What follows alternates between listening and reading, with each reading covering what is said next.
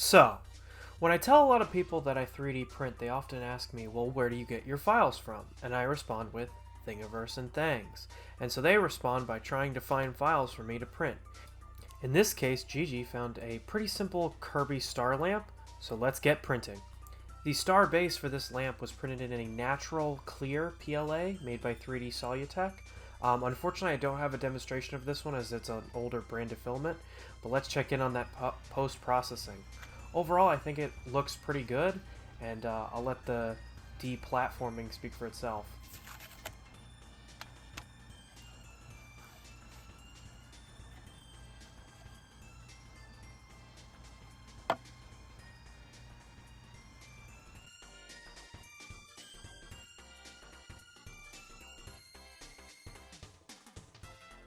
For the Kirby portion of the lamp, I used a tough PLA from Inland, and I didn't print it hot enough, and so you can see the first failure coming through here. And so I redid it, and once I got my temperatures all dialed in, it came out a lot better. Switching over to the Inland Black PLA, this one was a regular black, so I didn't need to change the temperatures. I was able to print the final Kirby using a special new technique I was testing out where I stopped the printer halfway through and switched the filaments to the black filament that you saw. You can see it at the end there, and here is a demonstration before and after I did the color swap. I'm very happy with this method, and I hope to use it on future projects to get a similar really cool colored effect without having to paint anything.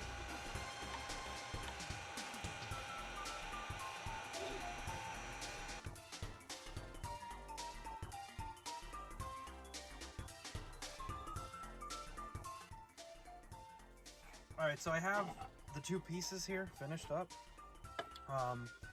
This one's pretty good, honestly. I don't really think I have to do anything extra to it to finish it off. It's pretty good to put on the final thing. However, and I think this came off in the footage, there's a lot of string. And so I wanted to show off a technique that I found to get stringing off really easily. You just take a blowtorch. Obviously, adult supervision, be careful, this is a flame, but you can knock it off really easily if you just go.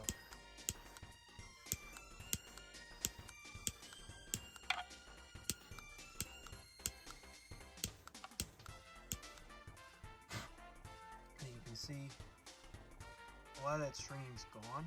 You can clean up the extra, like really stubborn bits, like with your finger, or with a one of these right here. You can get dial in your settings to get that less stringing, but I found that even if you have the most dialed in settings, there's just not a way to get rid of all of your stringing completely. So then the next thing I wanted to get rid of is this support structure in here.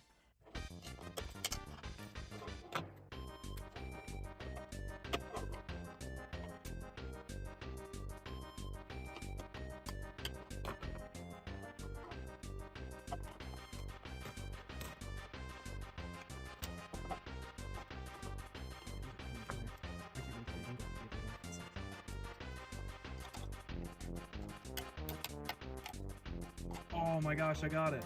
No way. Look at that. Perfect. That's gonna be awesome. So, this is now finished. There's some blemishes here. I don't really have a good excuse for it, honestly. Just wish that it looked a little bit better. But honestly, this is a fantastic model. And because of the quick changes here, where it goes out and back and out and back, you don't have to put a brim structure on here. So I was able to do, as you could see in the time lapse, just a skirt over the whole thing. But this is my favorite part of doing clear models, is that if you do a really cool infill, it is part of the design. And so I am a really big fan of gyroid. I think that it's, as well as being a really strong infill, it also just looks really nice, especially with those clear. And this is without any light inside. This will get a tea light in there. But you can see that infill is just, it gives such a cool pattern to it, and it will look really cool in video as well. So here I have Gigi doing a light dry brush of yellow because we want the star to look yellow, but we don't want it to be like a complete cover because then the light won't come through as nice. So it's a dry brush. I'm not an artist, but I know that the technique works really well for 3D printing. And we're going to try it over the front, just the front, because that's where the main light source is going to be. We might go in and do some of the sides or such, but I'll leave that up to Gigi as she goes through. And so we're going to keep going with that.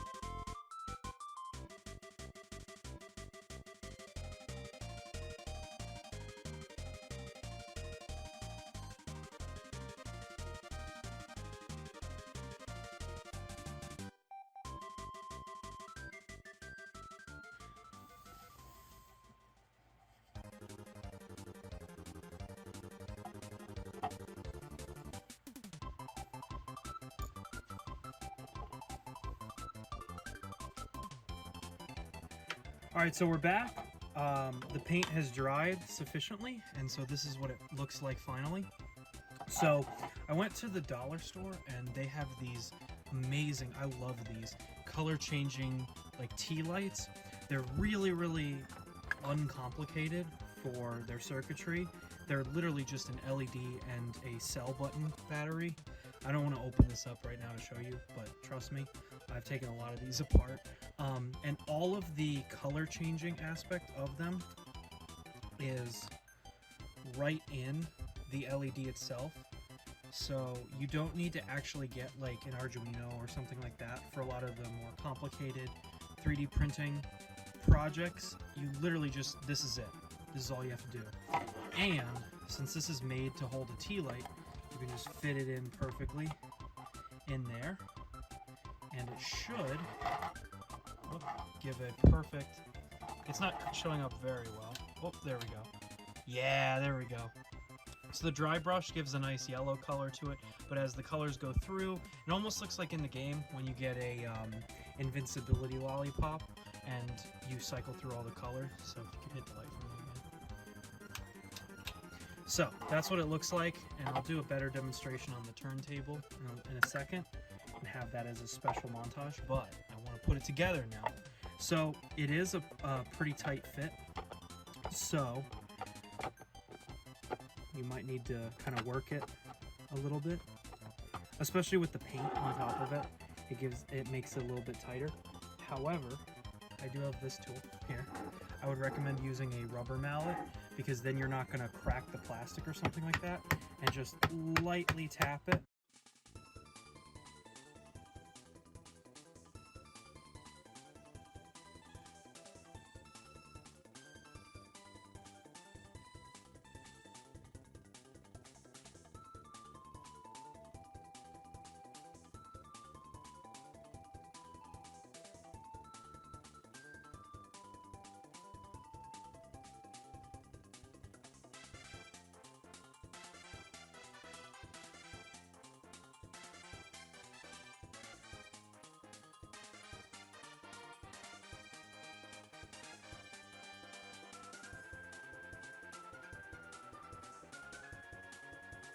Editing Ace here. So after this project was over, I went back with the rubber mallet and made sure that I hammered just the top a little bit more so that that gap actually disappeared and the parts fit absolutely perfectly, so it looks a little bit better in the final model. Speaking of which, here's the demonstration of the final model.